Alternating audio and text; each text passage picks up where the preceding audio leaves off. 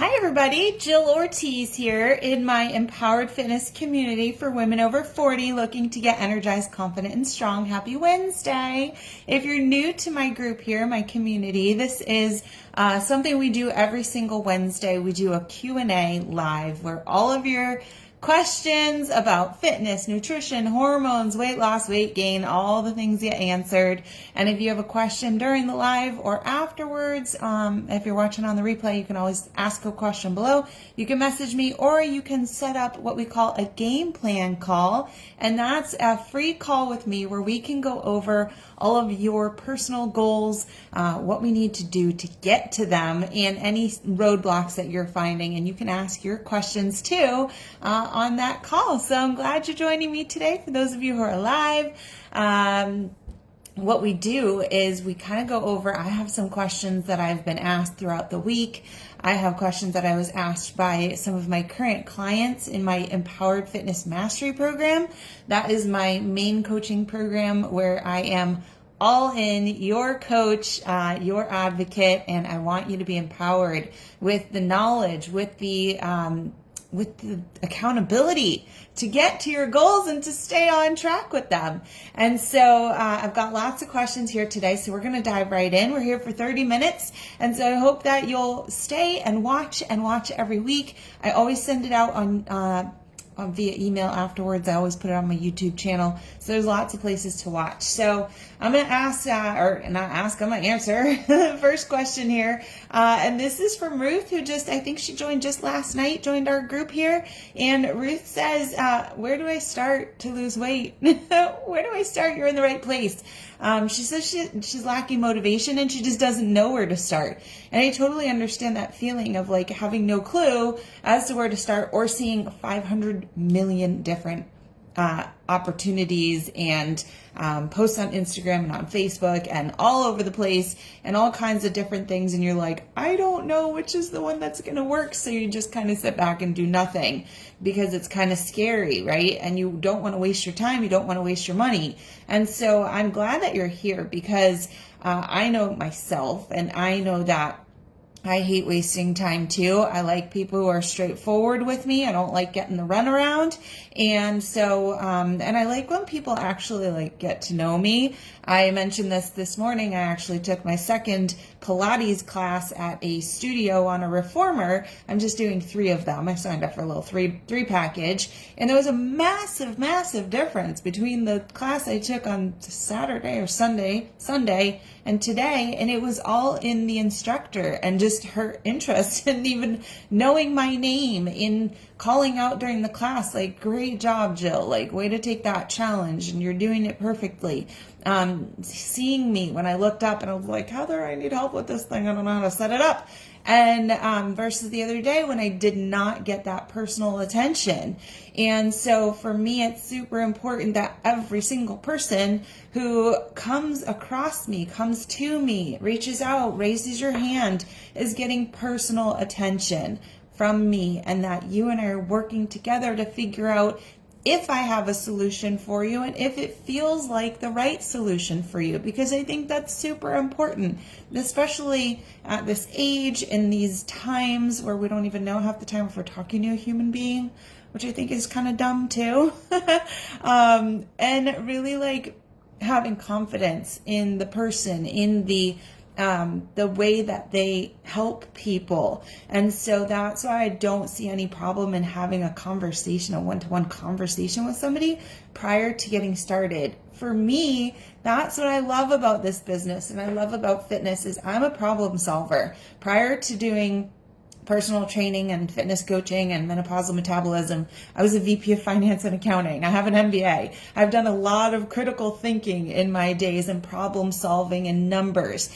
And so I love getting that puzzle of who are you, what makes you tick, what are the struggles you're dealing with, and how do we fit that into the correct solution, not just the one that's the most expensive or my favorite to give to people, but what's the one that's really meant for you. So with regards to where to start to lose weight, Ruth, I think it's a conversation. I don't think it's necessarily me saying, oh, I have this perfect tool for you, because I don't know you yet, right? although I do have some really great tools to get you started. So that's what I would say is let's have a conversation. If you're not comfortable having a conversation with me to start, totally get it also. There was a time in my life where I was really afraid of strangers. And so that's why we're here. It's to get to know one another. And I do have an incredible 5-day challenge that you can do completely on your own without me getting involved. You will get videos from me, workouts, lessons, and messages with opportunity if you want to hop on a call, whether in the middle or towards the end of your experience. But it's just a 5-day, what I call Menopause Makeover. And right now it's only $5. And so it's way worth it. And it's a really great way to get to know me and my style and whether I'm somebody you want to work with or not. So I would say either a call or that Menopause Makeover. I have included both links in the post below or in the email on the YouTube, and so you can use those. So, hi everybody, Celeste, Alice, Alita, Isel, Amber, I got one more, but Angelica. Okay, so Marjorie, she says she has no idea what to do and how to do it without hurting herself. Again, that's why for some people, maybe somebody who's not super advanced or has, particular things going on, so important to have customization in your plan. We're not all cookie cutter people, so a cookie cutter solution is not going to work for everybody, especially when your body is changing and you don't quite understand the ins and outs of it. Tizera, I love that name, from New York. She's asking, why does all the weight settle in my stomach? Yeah, that's not fun. So that's hormonal, right? So when we, it's a belly fat thing. So when we are losing our estrogen, number one, estrogen is like the main hormone that is in charge of your fat distribution. So prior to menopause and perimenopause, you're going to see a lot of that fat. We still know it goes to like our hips and our waist and our thighs and our butt, probably more so your the lower part, which is why I remember we call that like a pear shape. A lot of us have a pear shape to start. And it's like, why can't it be heavier all here? The first place you lose it is in your boobs too. So, and then when you start to lose that estrogen, it starts to gather around your middle instead. And that's when we start to see more of an apple shape. So more of a rounding around the middle. It's also that our progesterone declines during perimenopause, and that actually is in charge of our water retention. So you can feel a lot of bloating. So you're like, oh my God, yes, these are things that are going on.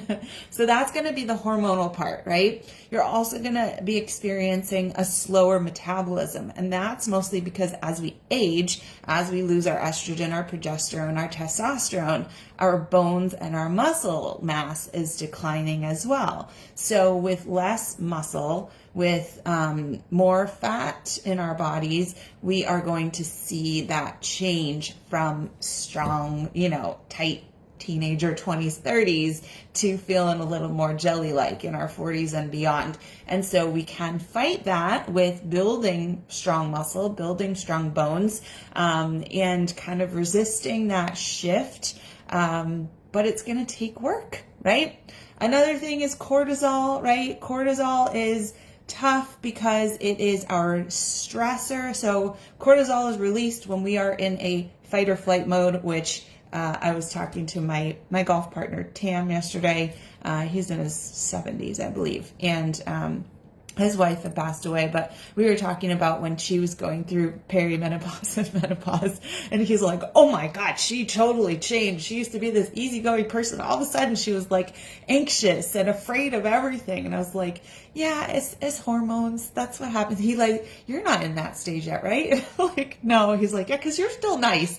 And so I was like, yeah. So when we start to like live in this state of anxiety and high stress, which can also be a factor of being in this middle age where we're taking care of everybody in our lives, and we have, a lot of expenses, and we have a lot of weight in our jobs and all that stuff, then everything can kind of start to stress us out. But also that progesterone, that was our hormone that was like the peacemaker in our body, whereas estrogen was like the crazy lady, that's declining too. So we don't have anything that's managing it for us. So again, we have to do more work in finding time in our days to chill out and give back to ourselves, right? Which might mean investing in yourself and investing in massages or time away from your family or workouts and this kind of program that I offer, right? So what else? Insulin resistance. That's another thing. As our hormones are fluctuating, the body is becoming more insulin resistant. That means that it's harder to regulate our blood sugar, okay? Which means that you have to work harder at it. So you have to be eating for blood sugar regulation, being very careful with your caffeine intake and all these other things that are going to affect your blood sugar levels. We want to keep everything at peace and balanced. So menopause, cortisol, belly fat, aging, it's all connected. And this is why you're going to see these changes happening kind of on their own, even if you're doing all the things that you always did. The problem is you got to do different things, possibly be a little bit more hyper-focused on certain things, and change it up, okay? Okay, I got a really great question. This was from Michelle. And Michelle E., she said that what's really hurting her is that she works a third shift. And so this is hard. I took some notes on this one, right? So third shift means that she works most likely overnight, right? And so we have nurses, we have truck drivers, we have all different occupations, iron workers, people who have to work when others are not working, or when the rest of the world is sleeping. And the biggest problem is that we have what we call this circadian rhythm. And I have a sleep coach that works, that has helped us in my community with my clients on the importance of sleep. And I know a lot of us wear watches these days that tell us about our quality of sleep.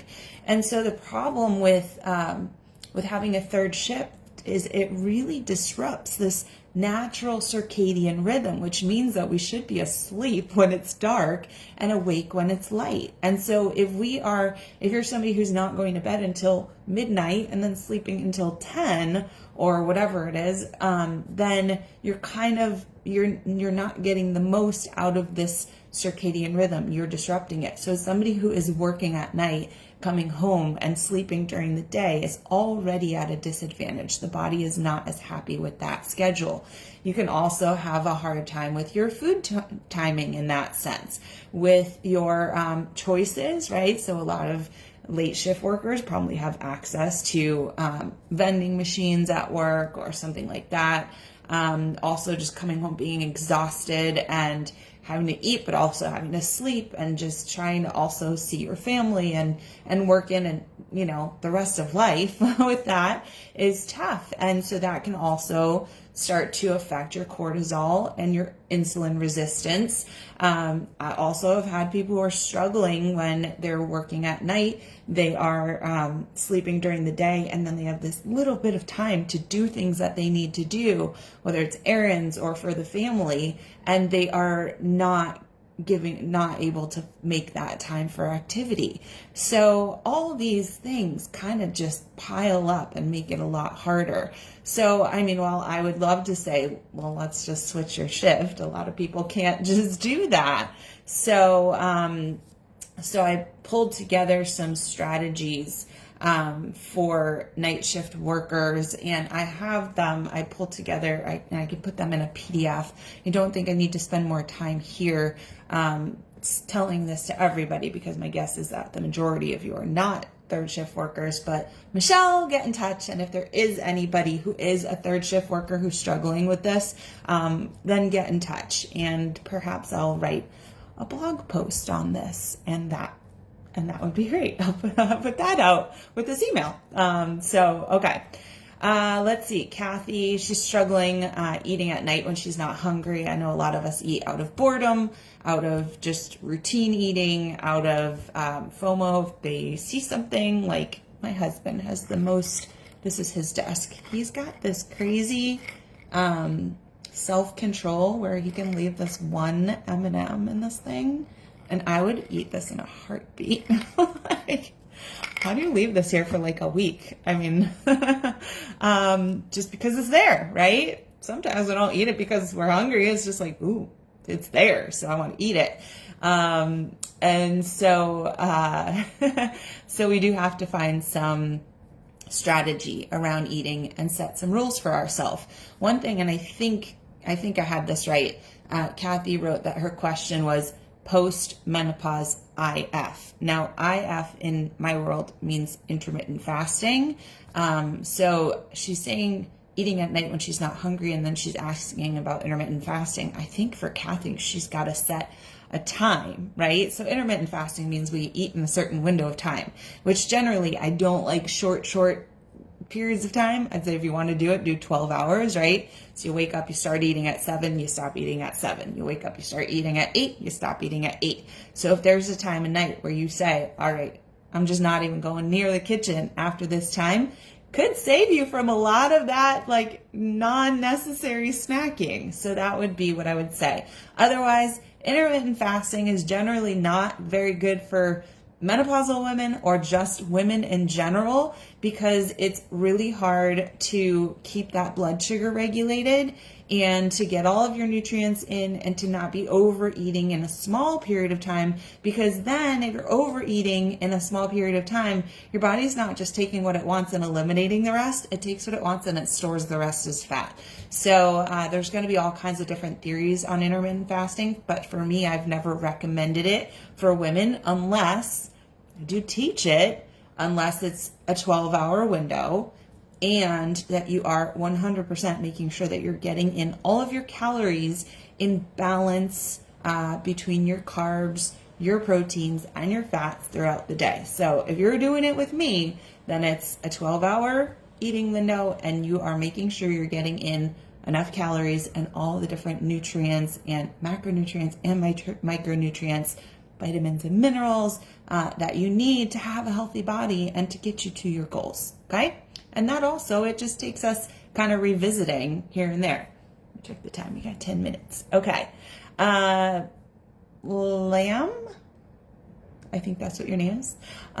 She wants some information. She says, can I lose weight without a pill? Of course you can, right? Of course you can. We've got some different things we just got to get in alignment. And a lot of people don't have belief because they've been trying a lot of fads that are hard to stick to. But when you have the right balanced plan for a woman at this age, then you can absolutely do this without a pill, okay? Or a shot or this or that. And certainly any kind of medication is going to have its downsides. And so you've got to be aware of those too if you are making the decision to do pills, shots, etc., right? Know what the risks are. Susan D, let's see, what exercises should I be doing? She wants to gain muscle, drop fat. She wants to lose about 20 pounds. So, what I always think that we should change up our exercise routine periodically, right? And so that's why I told you this week I'm doing Pilates classes, and next week I'm starting, I think it's an 8-week strength training program that was built for bikini competitors. And so I wanted to try that. And then after that, I will switch to another program, right? And so I build 3 to 4 week programs. I have one that is 3 sections that are each 3 weeks, so that's a 9-week program. But I like to switch things up. There was a period at the beginning of the year where I was doing an 1,180 mile bike ride, and so I was riding and I didn't have time for lifting as well. I was focused on that. I've just started doing running and walking with a weighted vest. So there's so many things that you can do, and I think that changing things up is going to keep your body guessing, and it's going to help you figure out what you love. And it's also going to be easier to stick to something when you only have to stick to it for a short amount of time. But what's incredibly important is that you are strength training, okay? That you're resistance training, because at this point in life, and actually for your whole life, early to late, strength is so important because it's what builds longevity for our bodies. It's what helps us with lean muscle mass. So it's going to help you with your metabolic rate. It's going to help you be more efficient in burning calories. A body with a lot of fat is going to not be as metabolically efficient as a body with a lot of muscle.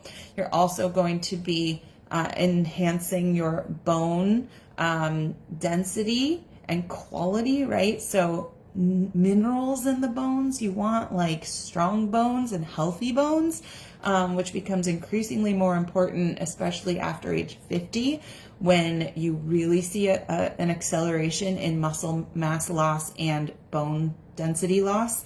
And so having that strength training, resistance training is incredibly important. That's why that's my big focus. I don't worry about cardio per se, because you are going to get your heart rate up when you are lifting heavy. You are going to, I do love walking. I think walking is so good because you get fresh air, open your lungs, you get vitamin D, which is really important for our bodies too, and our bones. You get stress relief from walking outside. It's so good for you. And so that is something that I do promote, is leisure walks.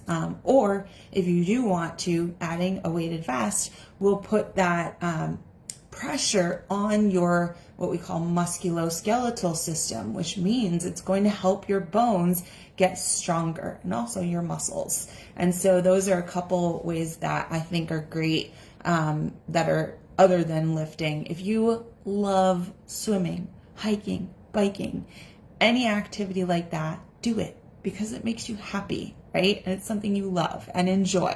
So any kind of exercise that you love, playing sports, all fantastic, right?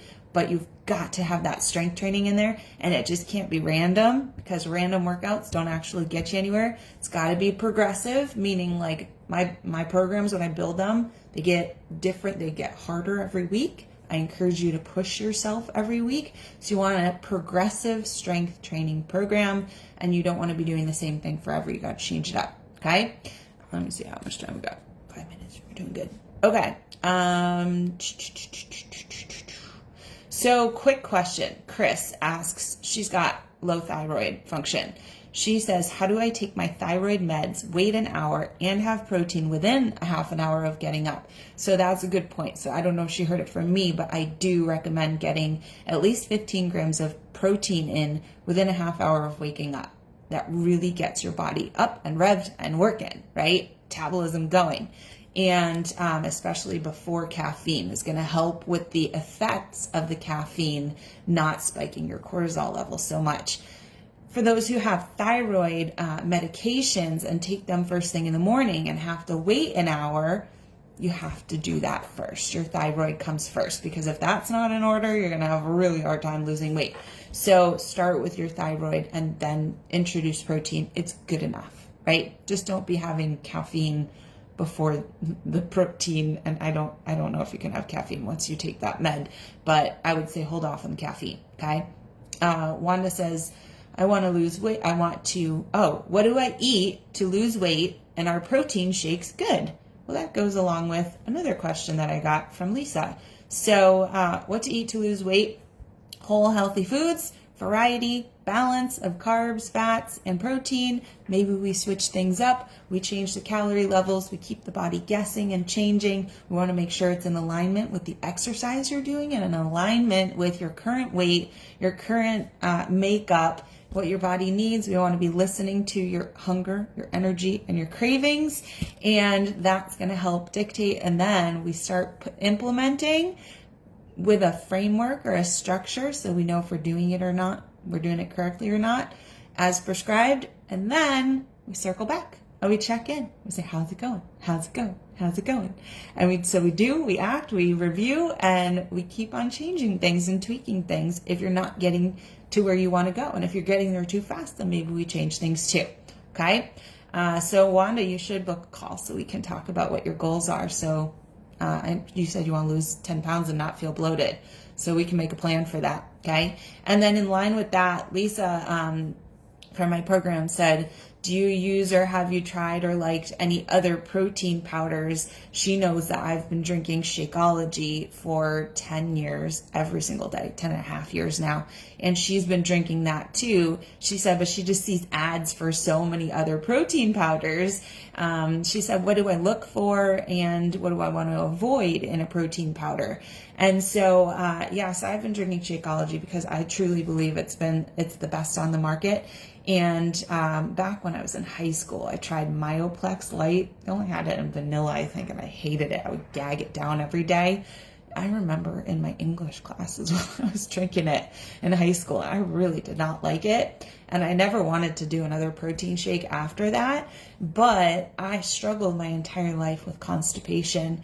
And I had heard, and I was really looking for a way to get protein in when I was like on the go, commuting, working, had kids and all this stuff. And I saw a girl at the reception desk at my office, and I said, oh, what are you drinking? She says, oh, it's called Shakeology. It's like the best shake, and it's a superfood shake, and it does all these things to me, and it helps me stay regular. And I was like, bing, okay. Like, I had been drinking Miralax for 10 years straight leading up to that moment, and I was like, can you bring me in like a packet or a scoop or something? She brought me this like scoop in a plastic baggie. She's like, all right, just don't drink it with water, make like almond milk or something, put peanut butter in it. What I do, I went home, I like shook it with water. It was like, if I'm in a rush and I have to shake this stuff with water, this is what I got to make sure I like it. And I really enjoyed it. And so I started researching, and I really felt that it was the best on the market because of all the good things, immunity, stomach, gut health, stress, all the things that it does. And I loved the flavor of the vegan chocolate because it was like a dark chocolate, and it really just, I just loved it. And so I've been drinking it for 10 years. And so I've been trying other shakes, and I even just like bought some that had higher protein content and less sugar recently just to try them. And one of my clients was drinking them, and they're a clean product. And I was like, yeah, I just don't like this flavor. It's not like, it's too sugary and it's not dark chocolate. And so I'm just sticking with that one. And that's why I recommend it. But you want to make sure, I made a little checklist that it's clean, right? So you want to look at the ingredients and see if it contains, number one, non-food products, if it has fake artificial ingredients, colors, sugars, anything else that they put in that's fake, fillers, right? There should be minimal ingredients, although I know Shakeology has like 70 superfoods. And let's see. And then the protein, right? If you're using it as a protein shake, I would say like ideally 20 to 25 grams of protein per packet or scoop. And now, so mine, that's the one thing about the Shakeology. I think it has like 16 or 17. But what I started doing is I started taking my collagen powder, which has 10 grams of protein, and I just add it to the shake. So that gives me like 26, 27 grams of protein. So that was how I get away with that one. And then I just have to be careful with the carbs in my day because it is a little higher than some of the other shakes in terms of carbs. But guess what? It actually makes me happy because they use organic cane sugar and they use some stevia in there. What you don't want to see is sucralose in a product that you're eating every day. That could be in protein bars, protein shakes, aspartame, old school. Nobody's eating that anymore. Those can cause cravings, bloating, gut issues, all that stuff. I stay away from soy protein isolate. It can be a cheap filler. It can mess with your hormones. Things that like maltodextrin, corn syrup, you don't want to be having that. That kind of stuff.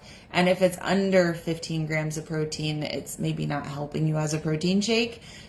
So those are some thoughts that I have for you on that. Of course, if you find one, and I forget the one that Zeta said she drinks. I think it was called like True Life, something like that. And you could see it said only 6 ingredients and, and clean protein. When it comes to proteins, you're also going to see different protein sources. So you're going to see whey protein isolate. You're going to see grass-fed whey. You're going to see vegan ones like pea, oat, rice, quinoa, right? That kind of stuff. So hemp. You want to see all those good things, right? So I hope that answers the question on the protein shakes. If you need, I actually have a 15% off coupon for Shakeology. If you want that, just let me know. Just ask me for the link to that. And I can help you with that. They have some different flavors, packaging, all kinds of stuff. Let's take one more. Let's see. How to manage stress, cortisol, and weight when you are 50 and live with chronic stress. Therapy. I think we've got to, I think adaptogens, right? So I drink adaptogens at least twice a day, sometimes 3 times a day. I have it in my shake, right? Like I told you, adaptogens are plants that, have a hard time growing. Like, let's say you're on this mountain crag and there's this little green plant flourishing. It's not rich soil up there, but this plant is flourishing. That plant's got lots of good stuff in it, knows what to do, and it can handle stress. And when you ingest that plant, as long as it's not toxic, it's probably going to help you somehow adapt to stress. And so there's a lot of mushrooms, adaptogen mushrooms, that help with that. Not psychedelic ones, but ones that can kind of mellow you out. So adaptogen mushrooms and herbs. So I have, those are in my shakes in Shakeology. It's also in my greens that I get. And I also started drinking, instead of alcohol, I switched to adaptogen drinks. And so at night, instead of alcohol, which can actually have the reverse effect of trying to help you with stress, I will drink an adaptogen drink, and that is so much better. So I would say adaptogens can help you. Taking time for yourself will help with stress and cortisol, and therapy for sure. So those are my tips. I got one more because I know I'm going to leave the name out in case they mind.